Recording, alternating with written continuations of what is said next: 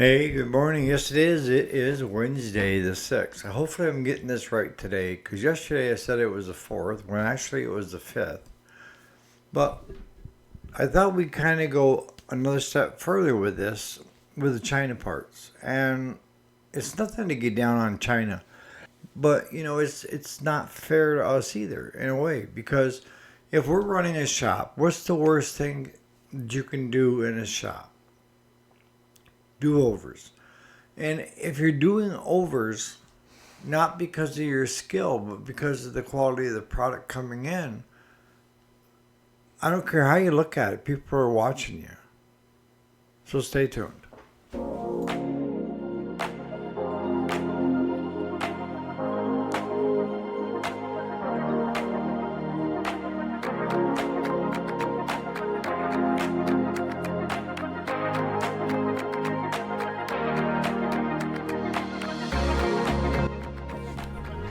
Alrighty, welcome back to the channel. My name is Eric, if you didn't already know it. And yes, this is the weekday, Monday through Friday. Today is Wednesday, August 6th. I'm getting my dates mixed up.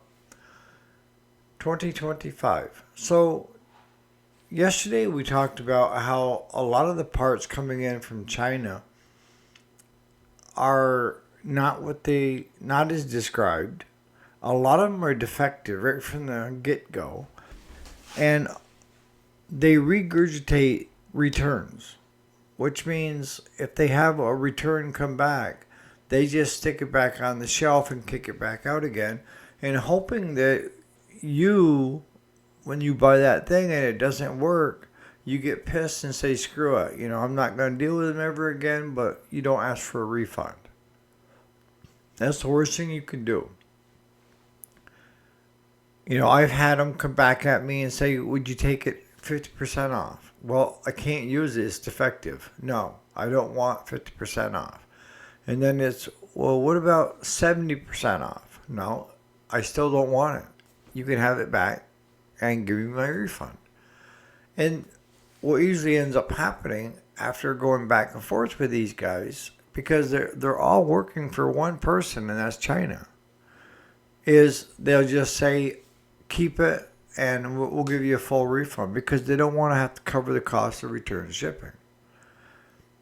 But the odds are in their favor that you're going to get a part from them and you're going to think that it's something wrong on your end, and you just chalk it up to it's unfixable. That's the game. But when you're running a repair shop, the worst thing in my mind that you can have is redos. Once in a while, but if you start seeing a pattern, because whether you want to believe it or not, the public is always watching you, of how you do business, how you treat your employees, how you treat your customers, yada, yada, yada. You're constantly being watched. And if you find that you're starting to do a lot of redos and you haven't changed your skills, you need to look at what else is in play, and that's the parts. Now, Claude was always, when it came to carburetors, just get a new one on eBay. It's cheaper than even getting the kit and rebuilding it and having a chance that it still may not work. Just get us a new one, we'll put it on. And that worked in the early times, all right? I'll be honest with you. But I would say over the past 3 years, the quality has gone downhill fast. And I'm getting parts when I order parts, and it doesn't even look like it or look like the picture that they posted. And so what ends up happening is Claude throws a new carburetor on it. It starts up a couple times for you, over a couple of days. Call the customer, they come get it, and then within a day or two, they're calling saying they can't get it to run, or it won't rev up, or this or that. And it comes back to the part that was installed. The person installing the part hasn't changed, but the parts have. And that's what I'm trying to stress to Claude, that it may be a point in time we either have to step up and get it from the aftermarket companies or the OEMs, because I'm still a dealer for all of them. Because as I said yesterday, like Stens, Rotary, Gardner Canal, uh, your Briggs, your Home Lights, they have quality control in place. And they will reject a whole batch of carburetors if it doesn't meet the specs that they have in place. And, I was told before that a lot of the stuff that these companies are rejecting is what we're seeing regurgitating through eBay and Amazon. And it very well could be. I don't know. But I do know the quality of the parts have gone downhill drastically. And we were trying to find a stator for a six-wheeler. And they kept, after 4 attempts, they kept sending us the wrong stator. Finally, I found the right stator and I ordered it and got it installed and working. But we also ordered a brand new carburetor for the six-wheeler to Polaris. And they didn't have it a day, and they said it starts and runs, but it won't throttle up. So now we have to go check that out to see what's going on with it. It ran good while it was here, and Claude's saying, well, it ran good when they backed it off the trailer and drove it around. That's on them, but that's not how I do business. That's what I told you yesterday, is, you can't do business that way. Again, you're being watched by everybody and how you treat everybody. And I've always been brought up to be fair and to treat people the way you hope to be treated, and not just do it and it's not my problem. I'm a problem solver first, and what can we do to remedy this? And like I told Claudia, so when we get a minute, we're going to take a ride out. We're going to take some tools with us and see what's going on with that. And if it takes us half a day to get it right, then that's what it's going to take. And it's going to be a freebie because it left the shop with our stamp on it. And I don't feel right having something a day or two out, have some problems, and then saying, oh, that's not my problem. Now, if it was something totally unrelated to what we were working on had gone wrong, then I could come back out and say, look, you never asked us to do that. You were just talking about getting it running and driving, and that's it. Because you didn't want a bunch of extras like brakes and... So redos are the biggest thing that's going to hurt your business. And, I've learned a lot from you, Jason, on that, because I try to turn and burn a lot of times with customers' machines with their handhelds and stuff, chainsaws, and where I could get it working fine.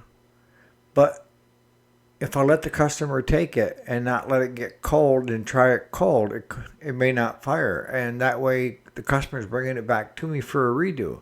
Whereas if I leave it there and then the following day try doing it from a cold start and then doing it again the following day, and so I know that it's going to run and stay running, that's when I let it go, not before. Before, I was fixing stuff and kicking it out, calling them, an hour later and saying, you can come pick it up. But we had a higher rate of redos because something, it just didn't want to start when it got cold again or what have you. And so that just saves a lot of, mud in your face. And that's the key to business. I've watched businesses, and it's odd because it's all perception. Okay? I've watched shops charge $120 an hour and the customer feel like they got a good deal. And I've seen shops charge $40 an hour and have the customer pissed because they think they got screwed. What's the difference? The difference is perception. It's how many redos is that $120 an hour shop getting? Probably not as many. You're more focused on making sure everything is right. And it's not saying that the $40 an hour shop is less on quality control or whatever, but it depends on the level of work and how many redos. It could be reversed. You could be a $40 an hour shop where everybody is giving it high reviews, and 120 everybody hates and sucks because it's doing a lot of redos. It's not fixing the problem. Doesn't matter what you're charging. It's, are you fixing their problem and giving them a carefree summer, or fixing their chainsaw and work good all through the fall when they're cutting their firewood, or during the summer when they're cutting their firewood? Did you fix that problem? And that's the big answer is you have to have your own quality control in place. And to be honest with you, like that six-wheeler, Claude got the all buttoned up. He drove it up a dirt road and back, and then parked it. And I loaded it the next morning. So we really hadn't ran it quite a bit, or punched the throttle to see if it was going to have a issue or not. We should have. I mean, the gal that hired us to do it is still thrilled with our work because we're coming back over to fix it.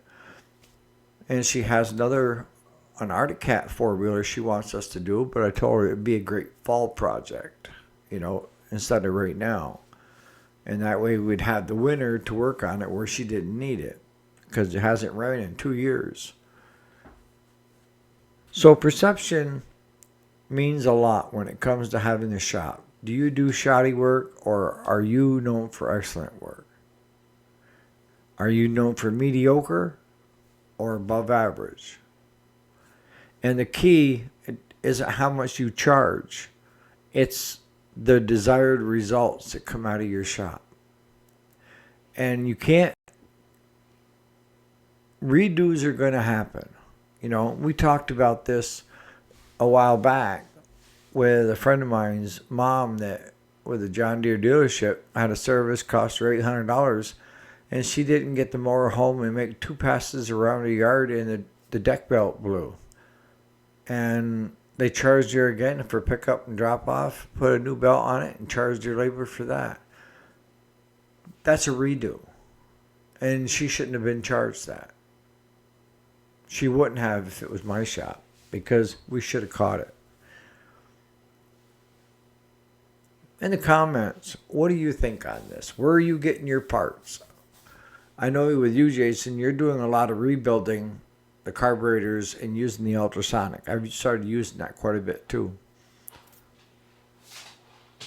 But I'm under the impression right now that the OEM carburetors are a lot better than the aftermarkets coming from China, but not from Stenz or Rotary. Those are good companies. But the quality in the other ones just aren't there. And there's no adjustments, no nothing. I'd be curious to find out what you guys think on this, because I've said this before on this channel. I learn just as much from you as you probably do from me. And I'm kind of juggling with this right now too, of, do I start paying higher prices and charging my customers higher prices? One of the favorite adage in our shop is, it is what it is, and I just spent $824 on somebody's Record radiator for their tractor. And that's a lot of money, but you can't get that radiator anywhere else because it no longer exists. So I do spend a lot of money on certain items and everything. But I'm leaning towards staying away from eBay and Amazon and dealing strictly with the aftermarket and OEM companies. And then we'll kind of round it out with, when is the right time and to look at your hourly rate and what you're charging, and are you actually making a profit? And a lot of shops don't do this, and they should be. If you're going to run a shop, you have to be profitable. I don't care how you look at it, if you're looking for longevity, you have to remain profitable. And you have to get a level of income coming in so that you can support yourself. And if you have employees, it's even more dire that you make sure that you're profitable at the end of the day. Yes, there are going to be some days that you go backwards a little bit, but hopefully over the long haul, you're going to remain profitable. And why is that so important to your customers? Because if you're not profitable, you're not going to stay in business long. No matter how good a work you do, you're just not going to be able to make it. So don't raise your rates for the wrong reason. Do it for the right reasons. And that is, look at what you're spending and look at what you got for income coming in. And you could be spending in areas that you don't need to spend. I've seen guys that would start a small engine repair shop, and the first thing they did was they go out and get a newer truck, have it all wrapped, get a enclosed trailer and wrapped, get all these specialty signs, stick them all over the buildings, and put all their money into trying to look professional. But in the end, it didn't make them profitable because it didn't pay the bills. You're spending money where you can't afford to. Now, I'm not saying that as time progresses and you can afford to have the truck lettered or wrapped, not to do it. No, I'm not saying that at all, because it does give a more level of professionalism, especially if you're doing pickup and drop-offs. If you're not doing pickup and drop-offs, it does not really matter whether your truck has your signage on it or not. It looks nice when you go. I mean, the placard that you see like from Vistaprint, you throw on the side, says cheap. I'll be honest with you. I used to have my trucks custom decaled. There was 4 different trucks that I had done. The last 2, no. I don't need it for signage. People know who I am. And we do have t-shirts, sweatshirts, polo shirts that have the business name on it. We keep a handful of cards in the truck so we can give it to a customer when we show up. And I've got the 2 main trucks. I got the Ford F-350 dually, and then I've got the newer Dodge 2500 series. Both of them can pull a gooseneck. They've got the trailer package in them. But what I found was customers really didn't care whether there was something on the side of the doors or not, or fancy dancy looking, truck. And this way I can use the truck for business and pleasure. So I'm dual purposing that vehicle, right? The Dodge anyways. The Ford, pretty much business. But that's one place you can save money. If you sit down and you look at dollars and cents, the thing that should be at the end of the day is the quality of the work coming out. Are you producing good quality work? Because if you're not, none of this is going to work because no customers are going to come back. So that's the first place I would say to concentrate is you don't need to invest a ton of money in tools. Harbor Freight and Team, you have bunches of them. If you want Snap-on, this and that, as you grow, why not? But to start off with $5,000 in tools, that's crazy. It's asinine. You're digging yourself a hole. And there was a shop right here locally that did just that. They went out and they got a home line of credit and bought all these fancy dancy toolboxes, tools, which they didn't know how to use, and decided to become a small engine repair business. And they had called and asked me one day to come take a look at something they were working on, trying to figure it out. And I asked them, I said, did you do a compression check on it? And they didn't even know what a compression check was. But yet, they got all these fancy dancy tools, and they probably got a compression tester sitting right in that cabinet that they do not know how to use. Just having that crap does not make you a mechanic. It's knowing how to use it. So, I always say, try to come in it as cheaply as possible so that, everything's paid for. That's the ideal. Or to have a plan to have it all paid for in, 2 to 4 years of your merchandise, your inventory, your tools. Don't go hog wild in that department until you're established and you got a good customer base and they're coming back on a regular basis. That's what's going to separate you from the rest of the shops.